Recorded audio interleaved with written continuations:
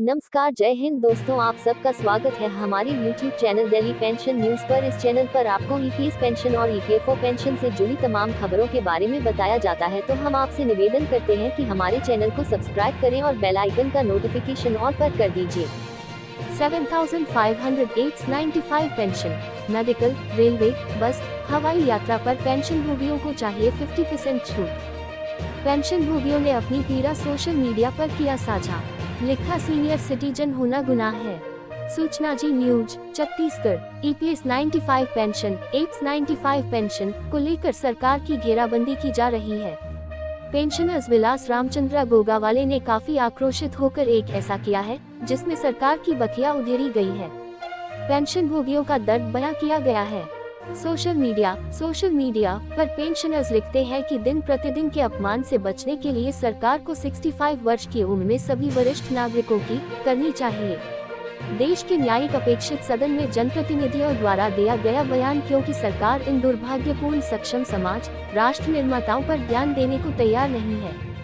संसद में सांसद जया बच्चन, हेमा मालिनी व अन्य सदस्यों द्वारा भी मुद्दा प्रस्तुत किया गया।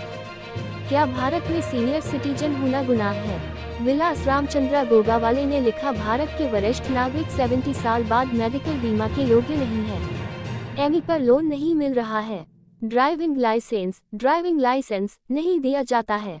इन्हें आय के लिए कोई नौकरी नहीं दी जाती है, इसलिए वे जीने के लिए दूसरों पर निर्भर हैं। उन्होंने 60-65 से सेवानिवृत्ति की आयु तक सभी करों बीमा प्रीमियम का भुगतान किया है। अब सीनियर सिटीजन बनकर भी देना पड़ रहा है सारे टैक्स। भारत में वरिष्ठ नागरिकों के लिए कोई उपयोगी योजना नहीं है। रेलवे विभाग में 50% छूट भी बंद कर दी गई है। उधर राजनीति में वरिष्ठ नागरिक, विधायक, सांसद या मंत्रियों को हर संभव लाभ दिया जाता है, भले ही वे थोड़े समय में सत्ता में हों, और इनको पेंशन भी मिलती है। लेकिन 25 से 30 साल तक सेवा देने वालों को, कुछ सरकारी कर्मचारियों को छोड़कर सबको समान सुविधाएं क्यों ठुकराया जाता है? अगर बच्चे देखभाल नहीं कर रहे होते तो वे कहाँ जाते? मुझे ये समझ में नहीं आता है। कल्पना कीजिए, अगर बच्चे उनकी देखभाल नहीं कर रहे होते तो वे कहाँ जाते? यह एक भयानक और दर्दनाक समस्या है। अगर देश के बड़े लोग गुस्से में होकर चुनाव में सरकार के खिलाफ चले गए तो चुनाव परिणाम प्रभावित होंगे।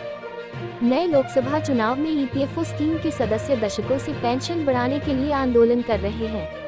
कई बार सांसदों ने भी लोकसभा में इस मुद्दे को पेश किया, लेकिन परिणाम तो सरकार को भुगतना ही पड़ेगा। तो सरकार को इस बारे में गंभीरता से सोचना चाहिए। वरिष्ठों में सरकार बदलने की ताकत। सभी राजनीतिक दलों को चुनावी घोषणा में वरिष्ठ नागरिकों की सुविधा की घोषणा करनी चाहिए।